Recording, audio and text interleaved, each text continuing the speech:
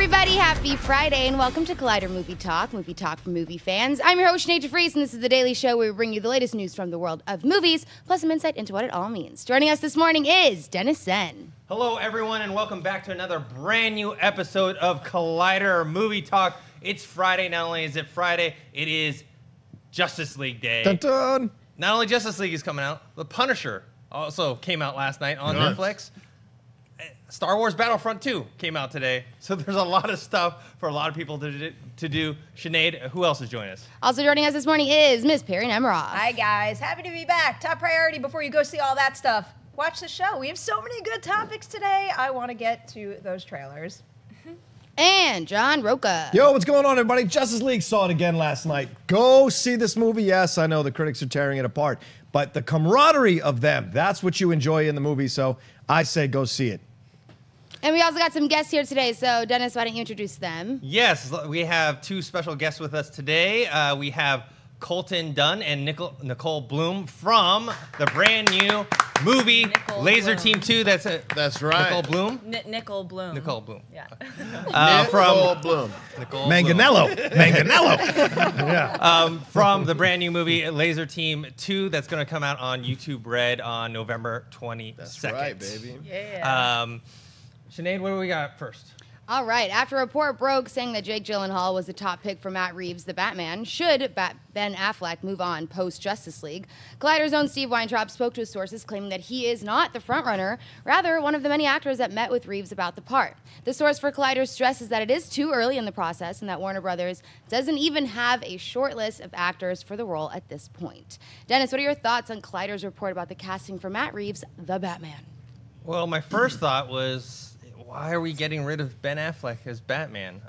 I like him. I mean, the thing is, we haven't even seen him in a full movie yet. We got him in half a movie for Batman v Superman. He's part of this ensemble for Justice League. I just don't know why.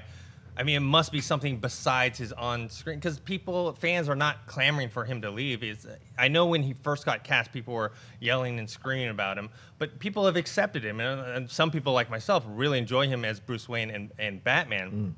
So I don't know why this is going on. It must be something else besides that. As far as the reports of other actors coming in, being interviewed, Jake Gyllenhaal's name has popped up. Not a person I would have thought for Batman. I thought he would more fit back in the Tobey Maguire Spider-Man days, that he would fill in maybe for Tobey after he left. He's a fantastic actor. He's great in Nightcrawler. I just don't see this fit. Perri? Yeah, I think that's my biggest problem with this story right now, is that I'm not ready to move on from Ben Affleck's Batman. When Christian Bale was done, it felt like a very full trilogy to me, and we've barely scratched the surface of what Ben Affleck can do with this role, so I don't want him to leave, but with what you brought up with him maybe being pushed out, I don't necessarily think that's the case, because this is obviously something that's been rumored for a while now, and it does seem like maybe it's his decision too, because we can't forget that these roles, they take a lot of your time. You get a lot of attention, sometimes unwanted attention, and maybe he just doesn't want to do it anymore.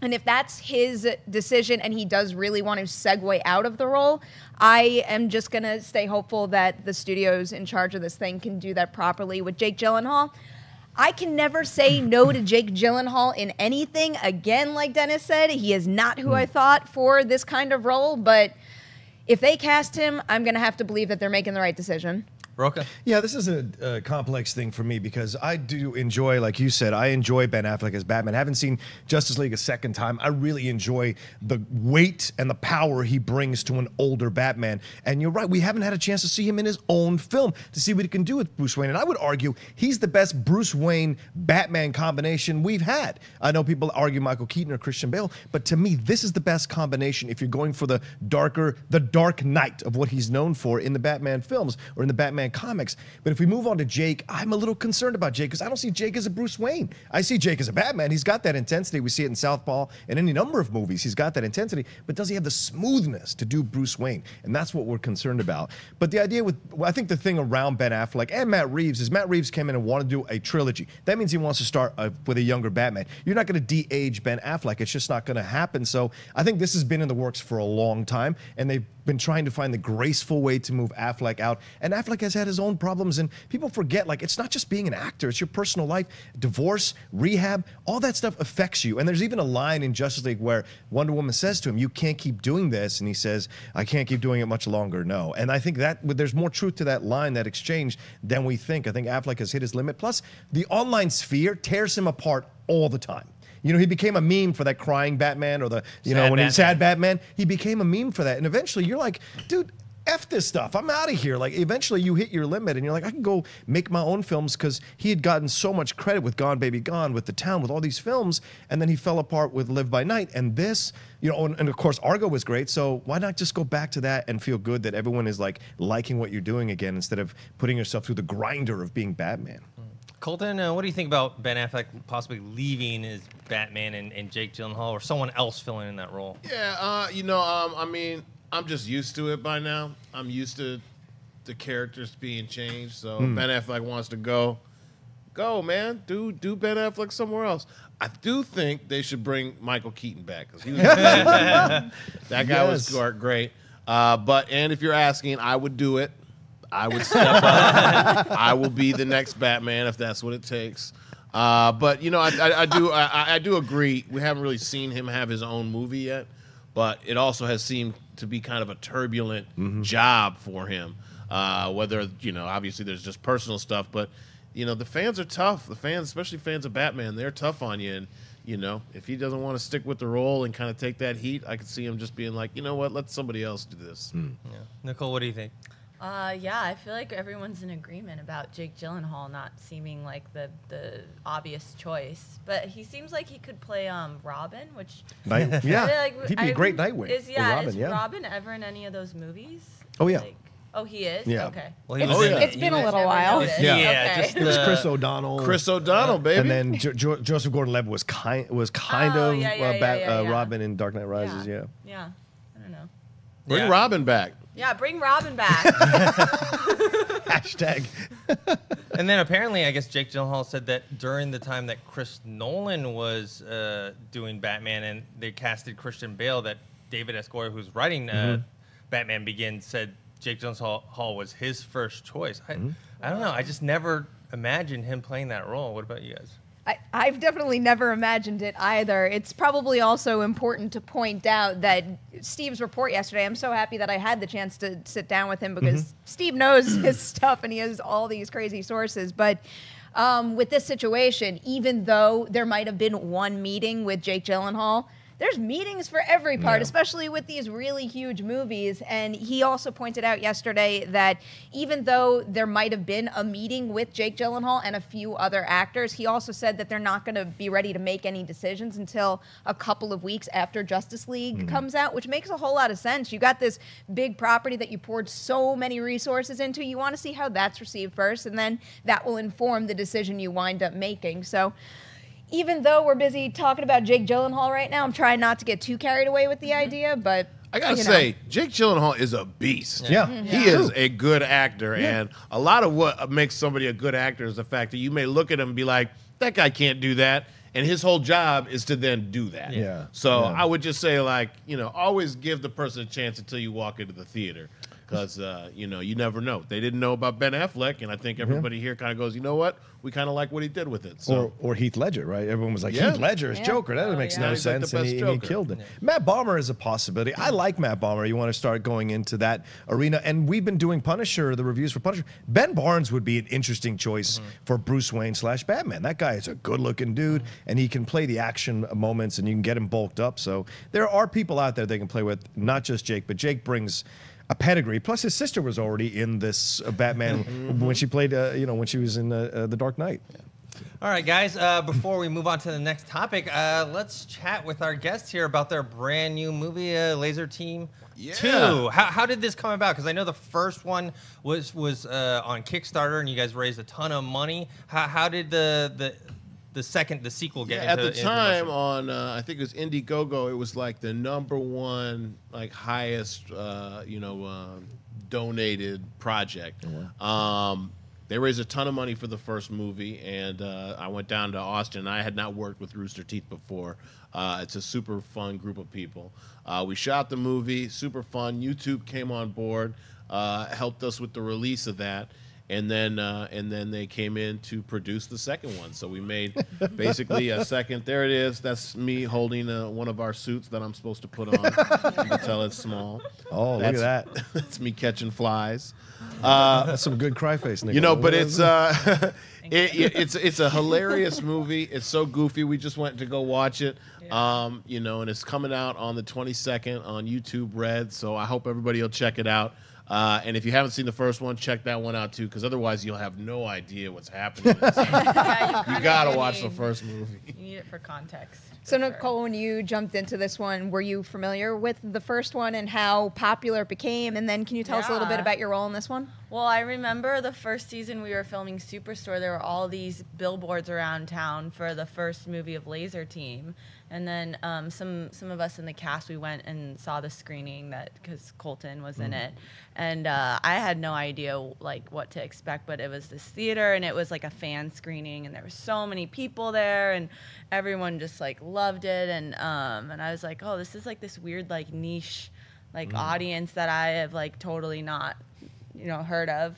And so then when they asked me to do the second one, I was like, yeah, sure, that sounds fun. And Colton had talked about how fun it was to work on the first one, so yeah. How did the project come about? Like, how did you get called? Like, did you get called? Was it a regular audition, or because you've written for a number of shows as well and acted for? Like, how did this come about for you? You know, this was like just a really random. I was doing another project, a David Hasselhoff film, and the Hoff, and the person who cast that film was also casting Lazer Team, and she thought I would be good for this part, and so I met with Matt, one of the directors of Lazer Team, over FaceTime and talked about the role, and he was like, all right, well, I think you'd be good for it, so you want to come down to Austin for a couple months? And I was like, all right. And so I just went down to Austin, and it was really, and if anybody out there is familiar with Rooster Teeth, like they're such a tight group. And so I just kind of came down there not really knowing anything except for Red versus Blue, which is kind of one of their bigger properties. And so I got down there and was just blown away by how tight they are. They also liked video games, and I liked video games, so we started playing Destiny together. It was great. And then how was the working on the second one compared to the first one? It was similar. It was great to just be back in Austin. The difference really with this one is the first movie sort of takes place on Earth and in and around places on Earth, so we were a lot of on location. The second one takes place in space, and so we actually had a whole old airplane hangar that has been converted into a studio in Austin, where we built like a ton of sets, built basically an entire alien spaceship, and that we run around on the inside. So it was a lot different, and obviously we had YouTube involved, so some of the little bit of the quality has jumped up. I think people will notice with it. When you're sort of working on that fixed budget that you raised from your fans, it's a little different than when you're working with a big company that is really putting a lot of support behind it. Some crazy things happen in these movies. Is there anything where you're doing it on set and you're like, this is ridiculous, and then you see it in the final cut and you're like, oh, that's actually, it works? Well, with this, it was more like we'd be doing it on set and we'd be like, this is ridiculous, and then we went and watched it and we went, that was ridiculous. Let's see. I don't know. I don't want to ruin too much and watch the movie, give away, but there is ridiculous stuff that's going to happen, and it was ridiculous from the beginning, and it's ridiculous on camera. Yeah, I thought the aliens. We're not giving anything away by saying there's aliens in the movie, and they're what? Yeah, because it's in space. It's in the trailer too. Yeah, I thought the aliens looked very like uniform because they're played by real people, but they're in costume. Anyways, yeah, you have to see it. I just thought the aliens looked good on screen. Yeah, they do, and they're very short. Yeah, they're very small. And that is the thing too. When especially when you're making a movie that takes place on a spaceship and you're running around inside of like the tunnels of a spaceship, and that you're just inside of an old airplane hangar, and that when you turn the corner, there's nothing there, and there's like a table with like Cheetos on it and some soda. But then when you go and sit in the theater and you watch it, you really get taken out into space, and you're like, oh, I feel like I'm in this spaceship. So it's a it's a great experience. And this debuts on November 22nd on YouTube Red. And can you tell the audience who's not, I mean, everyone's watching on YouTube here, but For sure. people who aren't familiar with YouTube Red. Well, if you're not familiar with YouTube Red, wake up. 'Cause it's the jam. YouTube Red's basically a service that YouTube offers that lets you do a ton of stuff. They have a ton of original content, but you also get like ad-free viewing on stuff on YouTube. You can like play music and stuff, and then you have access to like a whole music library. YouTube's got a ton of great stuff, so definitely check out YouTube Red. You get a free subscription, for a little bit to try a little trial. So sign up, take the free trial, watch Lazer Team 2, and then beat it. No, I'm just kidding. Stay on YouTube Red. Yeah, because there's no commercials, right? There's no commercials. No commercials. And now they have family plans where you can join with a bunch of people too, so you can have one payment and everyone gets access. It's a great deal, and again, they have also just a ton of original content that's going to be coming down the pipe. So I think it's really a good deal. All right, great. Well, thank you guys for joining us Thank today, you. and congratulations on the new film. Yeah. Thank you. Thank you. All right, guys, before we move on, we've been hearing a lot about Oscar season and also Golden Globes and the campaigns that are currently happening. We have an exclusive video for a brand new campaign for this movie I think should take serious consideration. For your consideration. Warner Brothers and New Line Cinema proudly invite you to consider the magic, relive the wonder of a dancing clown and his neighborhood pals. Wait, can only virgins see this stuff? Is that why I'm not seeing this shit? Consider the lighthearted shenanigans of the Losers Club as they search for missing children in the sewers, hoping to find laughs instead of body parts. Everyone's favorite clown, Pennywise, dances his way into your heart. From the heartwarming and hilarious mind of Stephen King comes the feel-good comedy of 2017. If you laughed at Get Out and chuckled at The Martian, then consider it for Best Comedy or Musical. None of this makes any sense. This award season, vote with your heart, not your brain. It for Best Comedy. We'll also take musical because awards. I know. So there you have it. The campaign video for Best Comedy or Musical for the Golden Globes. Thanks again to our guests, Colton and Nichole, who had to leave, and we have Sinead back at the table. Sinead, what do we got next? Hey, guys. I missed you. All right. According to THR, James Franco is in negotiations to play Multiple Man in a standalone X-Men spin-off movie being developed by X-Men Dark Phoenix director and producer Simon Kinberg. The movie will center on Jamie Madrox, also known as Multiple Man, who has the mutant power to create and control duplicates of himself. The character previously appeared on the big screen before, with Eric Dane playing him in 2006's X-Men The Last Stand, which was directed by Brett Ratner and written by Kinberg. A release date has not been set at this time. Rocha, what do you think about a Multiple Man movie starring James Franco? Well, I think coming off those trailers for the Disaster Artist and the reviews he's getting, this excites me. I'm super excited to see him play multiple. Jimmy Madrox is an interesting character, right? Because he has his power from birth, and it's because his doctor slapped him on the butt, and another version of himself showed up. So it's just, you have these. He has this power to go and create these duplicates all over the world. He's had stuff, and he's had run-ins with he's been in X Factor. He's been part of Fallen Angels. He's had run-ins with the New Mutants. So this makes a lot of sense. You bring this character, and plus, I think Franco will find the humor of being able to clone himself or duplicate himself all over the place. And he does not have negative effects when he duplicates himself. He'll occasionally take a little bit of pain, but it isn't like if you kill the duplicate, you kill the original. So there's a lot to play with here, and I think it's great. I think that the Wonder Woman writer is involved. I'm happy about that, Alan Heinberg, and I love this idea that Kinberg is leaning into these kind of like not that well-known characters, but exploring what could happen and how they can connect to all the franchises. So he's trying to connect all these franchises under Fox, or all those properties rather under Fox, and make them work. And so they're quietly kind of creating their own X-Men universe here. They're not making a huge deal out of it, and I think Franco's a great choice. Maybe you bring on his brother Dave to play like a lesser version of a duplicate of himself. There's all kinds of things you can play with here. So I love this idea.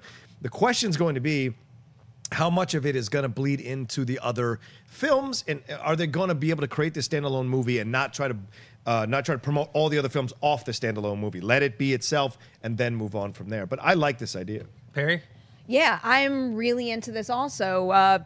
Partly because I did just see The Disaster Artist, and he's incredible in it. I've never seen The Deuce, but I know he plays twin brothers in that. I do really want to see that. Good I think I point, just yeah. got an email about the whole first season coming out on DVD or something. But I love this idea. I wouldn't say that they're not pushing these movies quite like the others. I think that they're just not focusing as much as it being an interconnected cinematic universe, and it just so happens to be serving individual movies especially well. I'm curious to see what they do a couple movies in, because we have a lot of X-Men movies coming our way real soon, and after that, if they start to overlap. But with Multiple Man in particular, I didn't know anything about that character besides what we already saw in X-Men on the big screen, and it wasn't very much. And I came across that's like quite the visual, like a baby being slapped and then turning into two. But there's a couple other little elements about Multiple Man that I think we haven't really seen with many other X-Men characters. I mean, the idea of him being a changeling, I'm curious to know if they would dig into that, because Which is that pre-mutant. that is something, it's a concept that's brand new to me and something that I think has a lot of dramatic big screen potential. And then also, I was reading a little bit about his relationship with his father, and I feel like that isn't something we've seen in very many X-Men movies either. We have seen people be accepted into an adopted family, like going under Professor X's umbrella, but we haven't really seen a family where their birth parents embraced what they're able to do and try to help them. So I like that idea also, but really, more so than anything, I'm just excited about this growing X-Men franchise we have right now and the idea of each film feeling different. Yeah, I was surprised at this news. I mean, I'm mainly interested because James Franco, he did a wonderful job with The Disaster Artist. Yeah, he plays twins on The Deuce, and so maybe, and this whole idea of this movie came about when he was working with Simon Kinberg on The Hardy Men, which is basically, it's supposed to be the Hardy, he's doing it with his brother, with Dave, and instead of the Hardy Boys, it's them grown up. So it's spun off of working with them, and because normally you don't think of Multiple Man as someone that like, oh, we're, you know, because you have Logan, Wolverine being one of the X-Men spinoffs.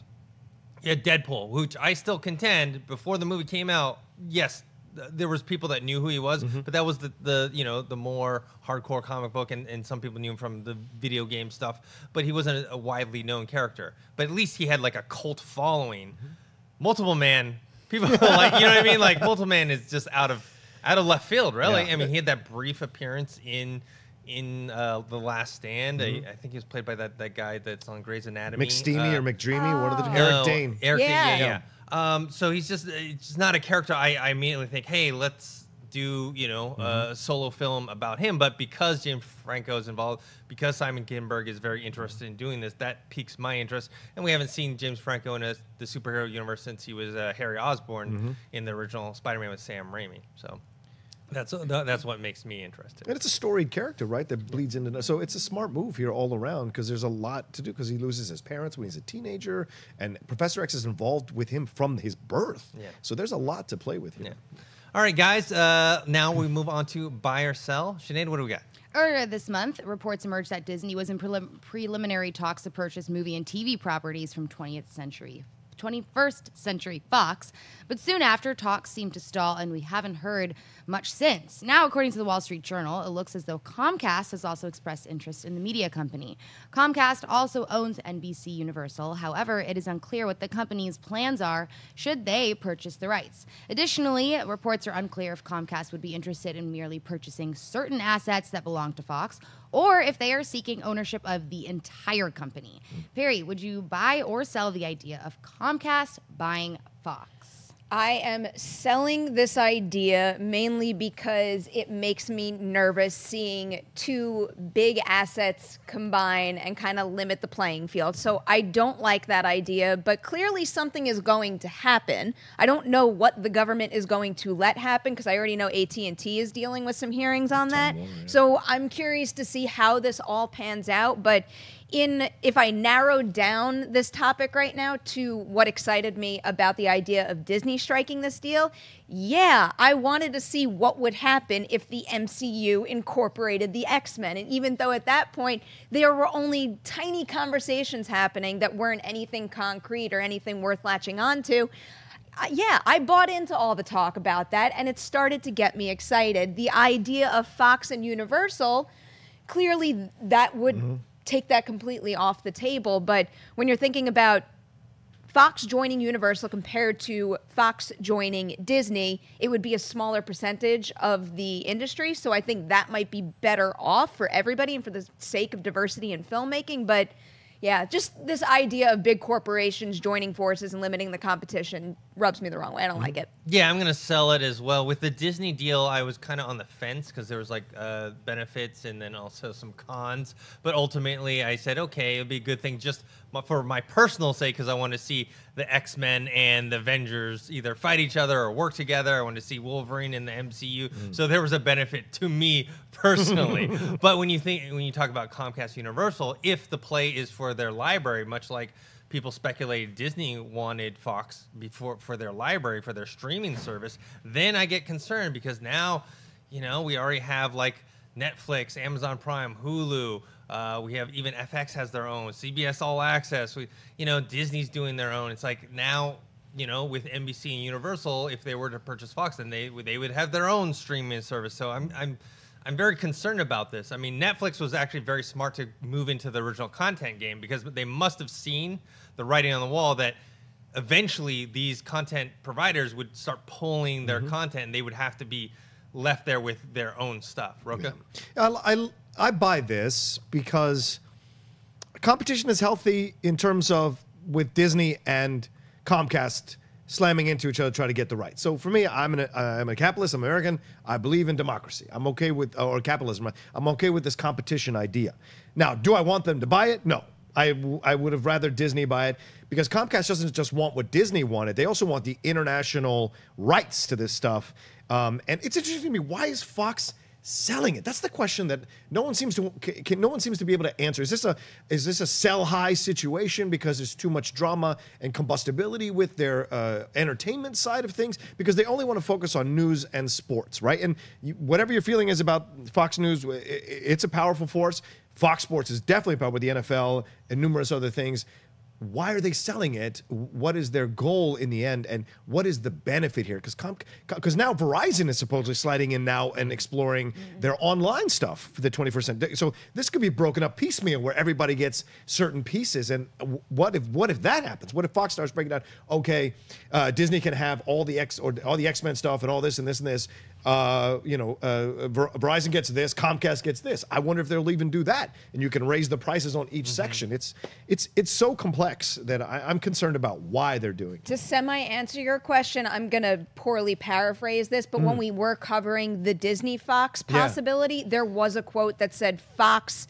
Again, poorly paraphrasing here, but Fox couldn't play on that level, so that they were going to use a company like Disney to get there. So you mean financially?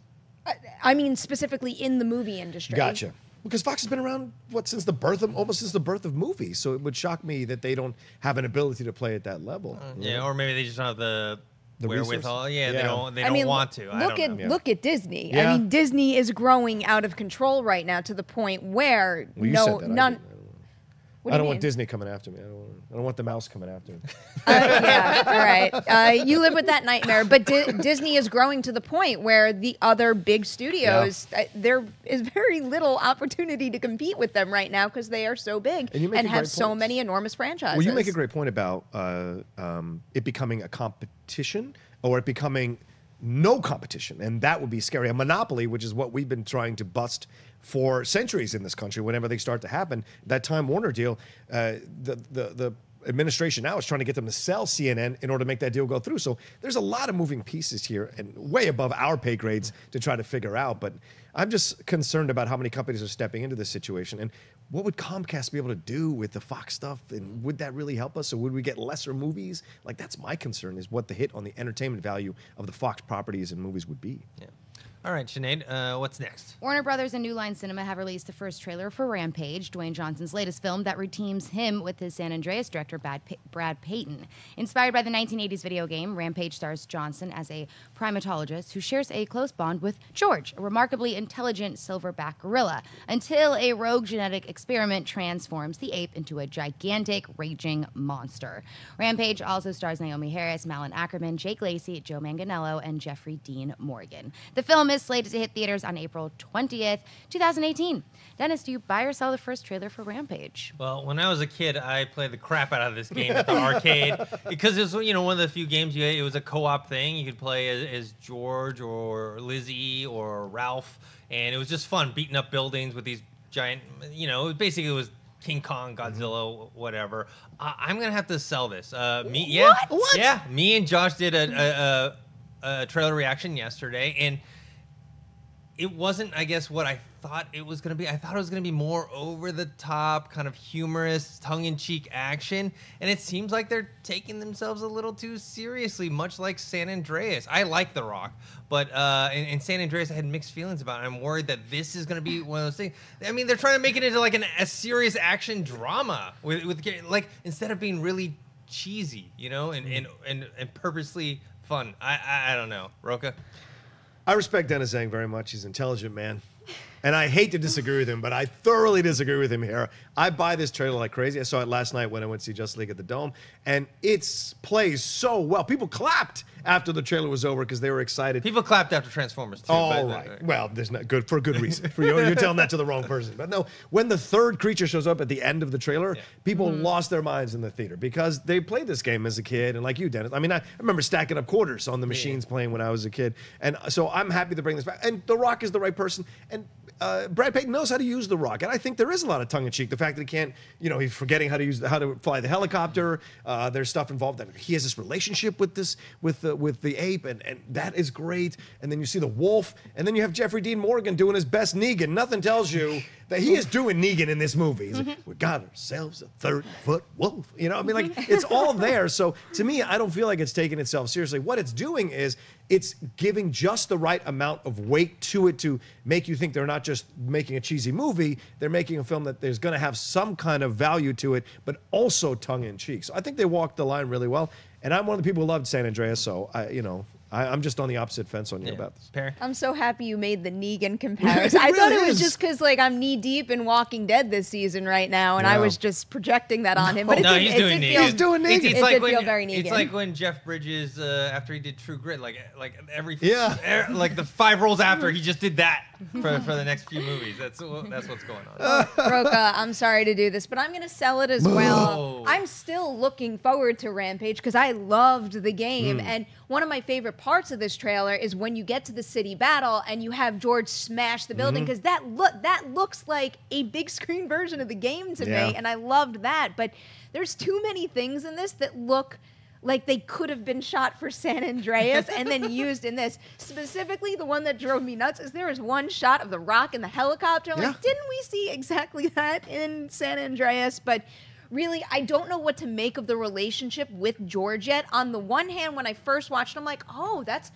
an interesting way to bring another layer to what I thought was just going to be a big, crazy action film. And then all of a sudden, I started to realize I don't think that this movie can have both. And also, that relationship with George started to remind me of Rise for the Planet of the Apes. And I'm like, you know what? I don't think you can have both in this scenario. I'd rather it have been zany and big, crazy action, and I'm a little afraid that the relationship is going to drag it down, but I'm still staying open-minded. I just didn't love this trailer as much as I wanted to. But when you play the game, you play the gorilla and smashing buildings. Right, so you have to connect. So you can't turn them into villains. So having The Rock have a connection with George I don't need to have a connection. I just need the big giant monsters to crush buildings. That's all I need. You have a point, though. That's what I'm just saying. It is a very clever way to try to reflect how you can play the game on either side. It's just when I keep San Andreas in mind, I don't know if they can make it work, because even though I had fun with San Andreas, the dramatic parts, that wasn't my favorite. Sure. All right, Sinead, what's next? Paramount has released the first trailer for A Quiet Place, starring Emily Blunt and John Krasinski. The film follows a family into the woods who have to live in silence lest they summon an evil threat sensitive to sound. Krasinski directs the movie as well, which has a release date set for April 6, 2018. Perri, do you buy or sell the first trailer for A Quiet Place? This is probably the biggest trailer buy I've had in a really long time. This was not on my radar at all. I feel like I remember covering it when it was announced or something, but I completely forgot about it. This trailer just really rattled me. And I used to say that one of my favorite things as a kid was, because I would watch TV late into the night, and I would watch MTV, and MTV when I was young always played the trailers for the scary movies, and I just missed that feeling of wanting to pull the covers over my eyes because a trailer rattled me, and I haven't had that happen in a really long time. There is something about the way that you sound in this trailer that when that scary sound does kick in, it gives you chills to the core, and really it looks like a performance powerhouse from everybody involved. I love what John Krasinski is doing in this with the sound design, with the performances, with the way everything looks. It seems like a challenge for this idea to hold up and be effective for a full feature. For a trailer, it works really well, and I hope it pans out the way that I'm feeling about it right now. Yeah, it's a big buy from me. For a teaser trailer, this is perfect. This is what you're trying to do. You're not trying to give away too much of the story. You give a lot of the atmosphere, and that's what I got from this. My only question, though, is why does this family still stay there? Like, if you can't make a sound, why do they? And I'm sure that's something that will be answered in the movie, and that's why this teaser trailer works great, because it intrigues me. It gives me a question that I want answered, and now, I'll probably go see it and say, okay, why? What is this creature or monster or whatever? Because you see that stairwell shot with the big claw mark in there. What's there? And then two, why have they decided to live their whole life in silence in this place instead of just moving somewhere else? And is this the first time John Krasinski and his wife Emily Blunt have worked together? That's a good question that I don't know the answer to off the top of my head. I'm going to say yes. Okay. Because it just feels that way. I'm going to use my Schmodown brain and say, yes, okay, this is the first time they've worked together. Because I remember, when I saw them on screen, I was incredibly happy to see them working together. Sometimes when couples work together, I'm like, ooh, I'm a little worried or concerned. But this looks good. And this looks like something new. It's very difficult when you've done 9 million horror films to do something interesting and new. And this looks it. And plus the writers, Scott Beck and Brian Woods, they kind of specialize in these kind of quieter supernatural films, and Krasinski's directing the film. So that's interesting too.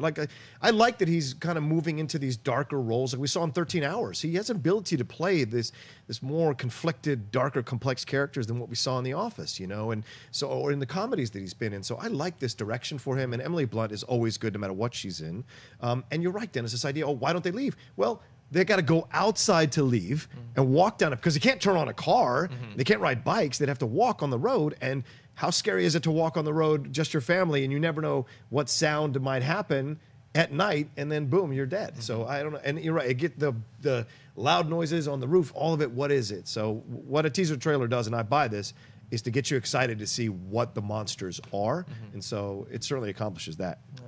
All right, guys, before we move on to a mailbag, I want to remind you we take your live Twitter questions at the end of the show. You can tweet us at Collider Video, and Sinead will pick out a few. Also, I want to remind you that we had another episode of our Top 50 Superheroes come out earlier today. We also have a bunch of Justice League videos. We have our non-spoiler review, our spoiler review. We have our end credits, post credits explained, and we have a bunch more coming out today and throughout the weekend. Also, we had a brand new Jedi Council come out yesterday, and Schmodown comes out today. Sinead, what's the first mailbag question? Comic Book God writes, Matthew McConaughey revealed a while ago he was up for the role of Ego in Guardians 2, but turned it down to be in The Dark Tower.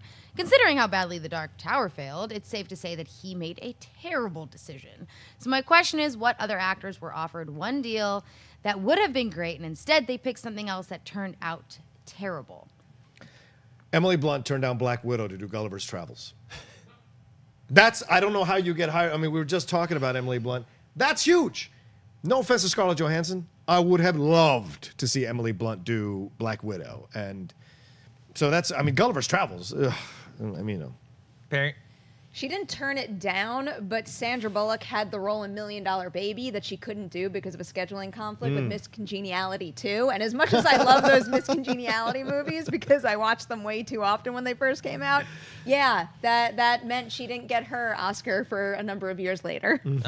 For me, the biggest example always will be Sean Connery turning down Gandalf in Lord of the Rings, and he did League of Extraordinary Gentlemen instead. And not only did he get offered the role, he was offered like points on because Sean Connery was really the only name that was attached to that movie, and they were willing to give him much more than they gave Ian McKellen, and that movie the franchise itself made a ton of money. So and he ended up doing League, which ended up not doing very well. I don't remember. Is that the last film he did, or? Yeah, he retired after that. Yeah. So that's how the quality of that one. There's so many other ones I was reading, like. And these aren't necessarily people who like went on to do other bad stuff, but you had like, I think Tom Hanks was offered Jerry Maguire. You had Tom Selleck as Indiana Jones, but he was tied up with Magnum PI. John Travolta and Forrest Gump. That's a classic. Yeah. But at least he had Pulp Fiction. So. Yeah, you had Will Smith as Neo for The Matrix. Yeah, Neo. He was going to be Neo. Will Smith was also supposed to be in Django Unchained as well. So there's a whole list of what could have been, what might have happened with those. But I think the biggest one that stands up to me is still the Sean Connery thing. Michelle Pfeiffer passed on Silence of the Lambs, Basic Instinct, and Pretty Woman. That's crazy. Wow. Yeah. It's also interesting bringing things up, like specifically with the John Travolta one. It's just imagine what it would have done for both his career and Tom Hanks' career had John Travolta just picked Forrest Gump instead of having done Pulp Fiction. I mean, maybe Pulp Fiction still would have been a fantastic film. It would have changed the landscape quite a bit. Well, there's another one. Harrison Ford turned down the Sam Neill part in Jurassic Park. Oh, yeah. I think it's for the best, but it would have been interesting seeing Harrison with the dinosaurs and all that. Get out of my park. Henry Winkler passed on Grease. No. There's another good one. Let's go way back. All right, guys, that's it for mailbag. Mailbag.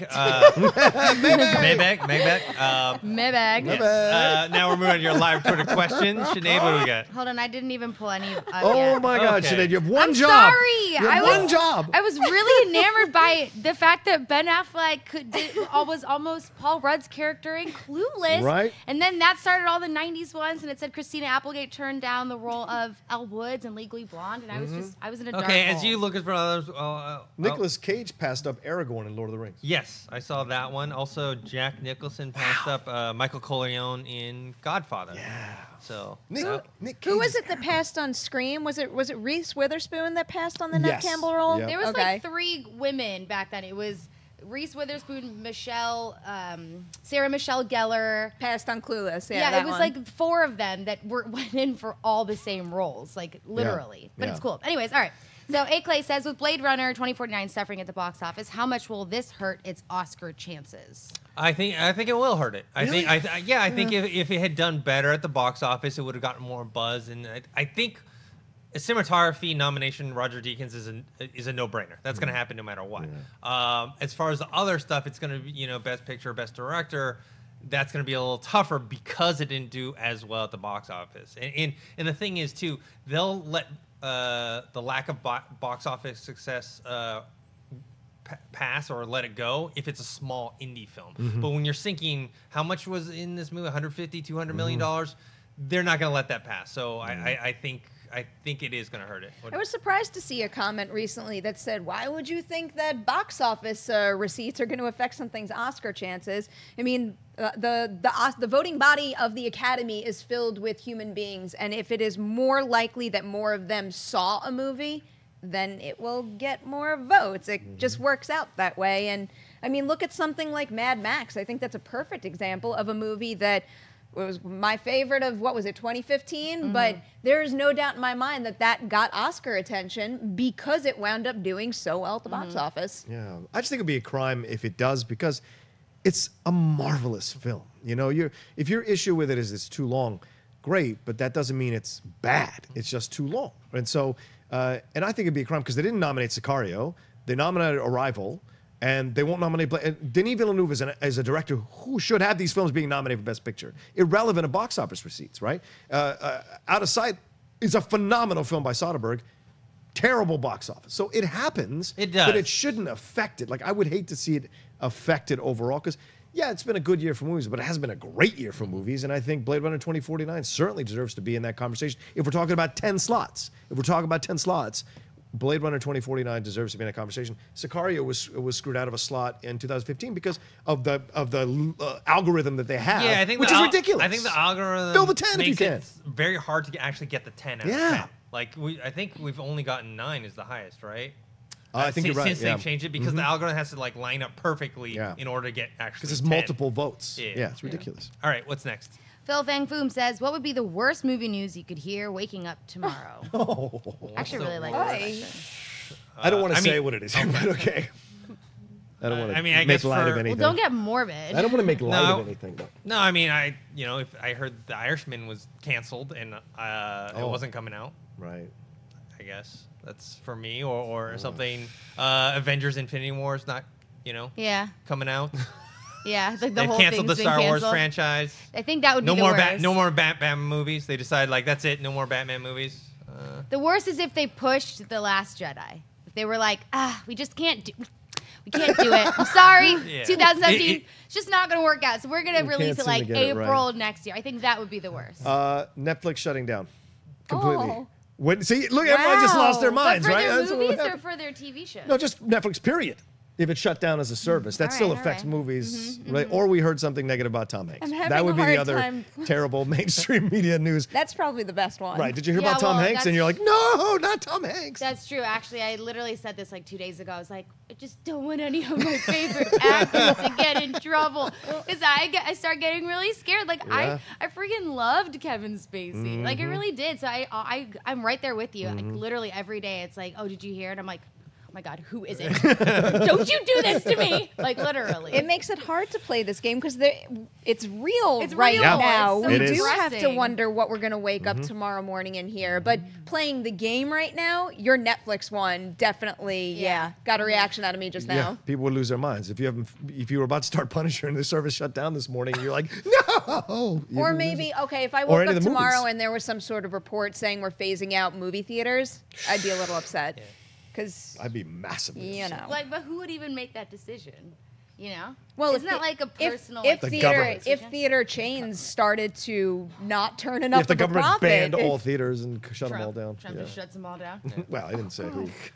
I don't want to get involved in it. You said the government. I said the He government. Could is be the anybody. Could government. be anybody.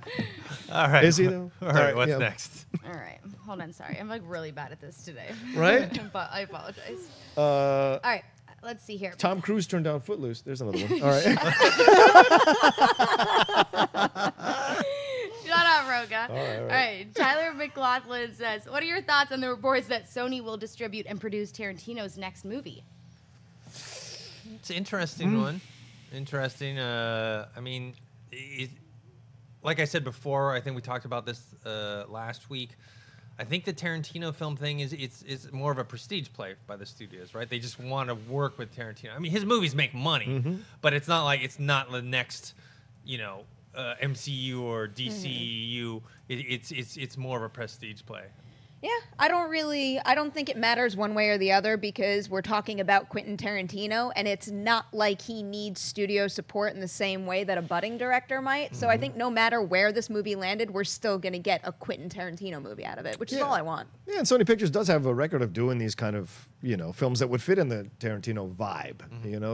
They're not always successful at doing them, but they do have a track record of doing these things. So it's not a bad move by him. And Sony desperately needs to have a few more hits rolling into the on their list right now. So yeah, I think it's a smart move. All right, let's do one more. All right. Chris says, with Drake saying he's focusing more on film and TV, what are some of your favorite performances from musicians? What are you talking about, Drake? You mean Drake? Yeah, like Drake. I mean, Drake, I thought get back in that Tupac. I wheelchair. thought Tupac was good in Juice. Oh, and, yeah. And also, what was that one movie with him and Tim Roth? Gridlocked. Yeah. Schmodown, son. Yeah. Yeah, all right. I actually really like that, and it, Yeah. and it wasn't the typical type of movie for Tupac. I thought Eminem was good in 8 Mile as yeah. well. love Eminem's 8 great Mile. in 8 Mile. Yeah. You know what comes to my mind, which is it's definitely not one of the best, but If you guys have seen Just Go With It, Adam Sandler and Jennifer Aniston. Very cheesy movie. Yeah. But Dave Matthews is in that movie, and he's only in it for a few minutes. He's ridiculous. That makes me think.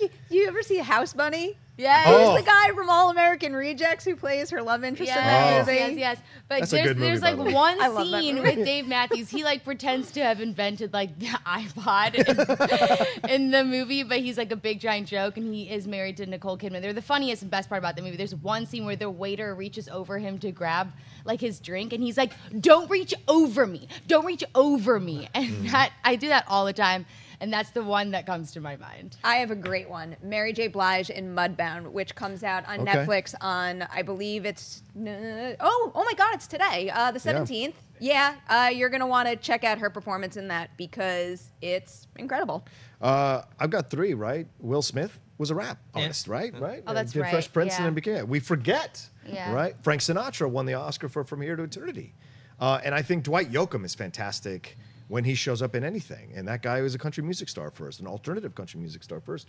We see him in Sling Blade, in any number of films. When he shows up, he's always a solid actor. He's not going to win Oscars or anything. And Wahlberg is another one when he's on point. People Oh, forget yeah, I totally he was a forget. one-hit wonder. People forget.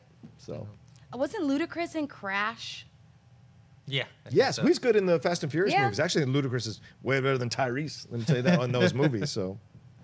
All right, guys, that's it for this episode of Collider Movie Talk. Thanks for you guys for joining and watching. And I thank the people joining us at the table today. Perri, we can find you. Twitter and Instagram at P. Nemiroff. Also be sure to tune in to Mailbag this weekend. Maybe Mark Ellis might join me. I don't know if he feels like it.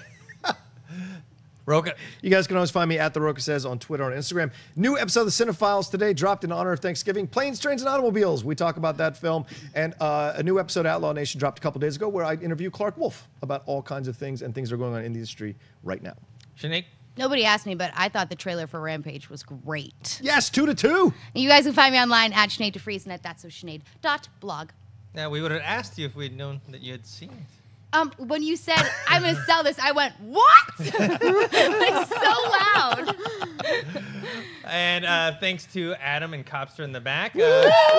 Ow! And congratulations to Cody, who's off. Yes, he's getting married. Get married. Get it hitched. You can hear us all. Oh, my God. And you guys can find me on Twitter at ThinkHero, on Instagram, Dennis.tzng. And until next time. Hey everybody, Mark Ellis here. Thanks for watching this episode of Collider Movie Talk. You want to watch more? Then click up here, or you can click right here for more great content from Collider. And if you haven't subscribed to Collider Video, do so right now and share this vid with your friends. Thanks for watching.